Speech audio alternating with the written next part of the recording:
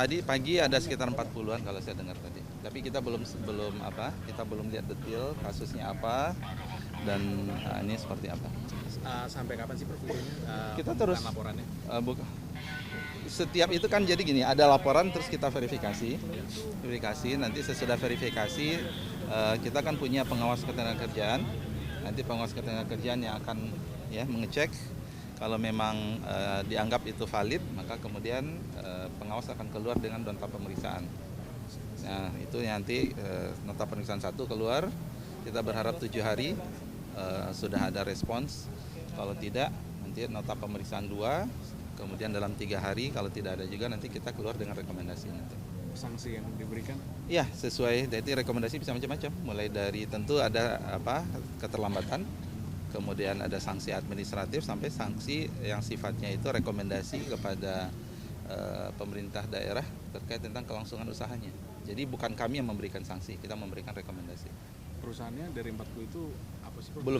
Makanya saya belum sempat ini. Saya belum bisa sampaikan. Tapi ada nggak sih Pak perusahaan yang merasa belum mampu bayar THR Pak di tahun ini? Belum bisa saya harus lihat. Ada Pak? Dari tahun-tahun sebelumnya ada. Kalau tahun ini Pak? Belum, makanya belum tahu. Ya, mungkin butuh berapa hari lagi nanti saya coba. Kalau untuk BHR ojol Pak ada laporan? Ada masuk juga beberapa yang minta kenapa seperti ini, begitu ya. Ya itu kita juga harus kaji.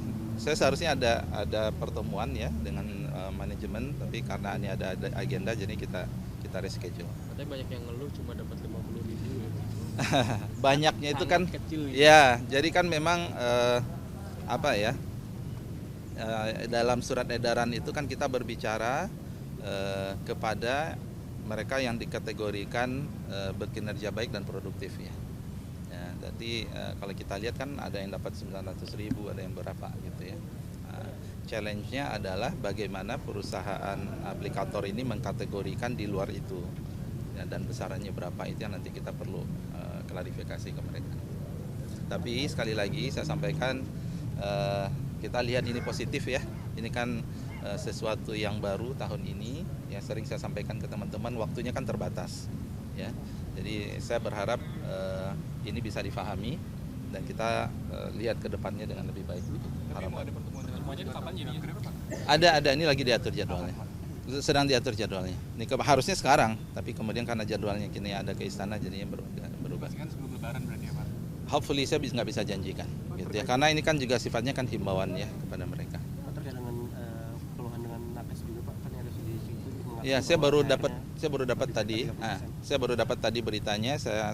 Usulan dari kami, kalau memang itu benar, segera buat aja laporan.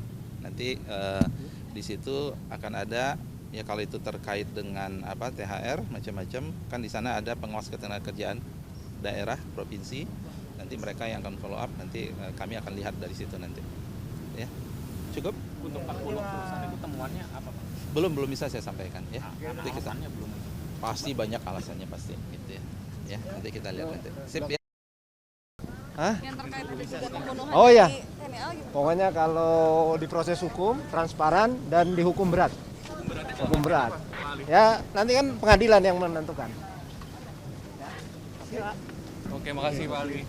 Pak, bagus itu Pak. Ayo sekali lagi Pak. Ya. Sudah cukup Pak. Ya, yang jelas kami akan tetap bertindak tegas kalau ada pelanggaran hukum. Ya, jadi mungkin orang mengira kemarin ada sedikit terkesan lama. Ya memang itu prosedur yang harus kami lakukan, bukannya kami coba menghindar.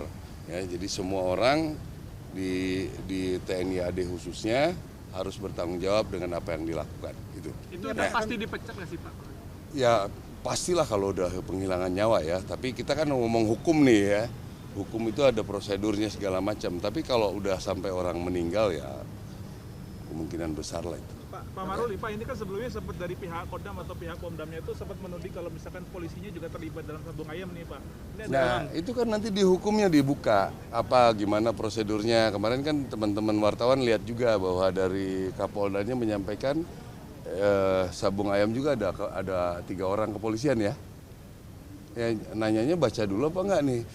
Ya, waktu pada saat penggeledahan itu ada polisi yang sudah pulang 1 orang, ada juga yang sampai kejadian itu ada terus pulang, ada. Nah ini kita makanya nanti nunggu sidang saja ya, apa yang terjadi kejadian sebenarnya itu bagaimana.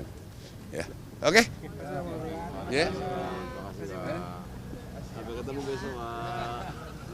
Tadi pagi ada sekitar 40-an kalau saya dengar tadi. Tapi kita belum kita belum lihat detail kasusnya apa dan ini seperti apa. Sampai kapan sih Prof? Kita terus laporannya.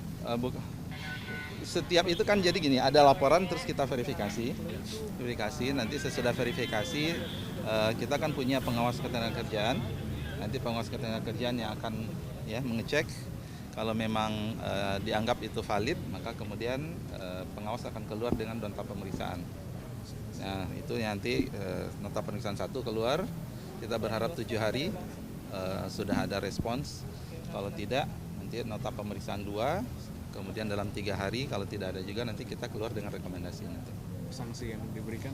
Ya sesuai, jadi rekomendasi bisa macam-macam, mulai dari tentu ada keterlambatan, kemudian ada sanksi administratif sampai sanksi yang sifatnya itu rekomendasi kepada pemerintah daerah terkait tentang kelangsungan usahanya.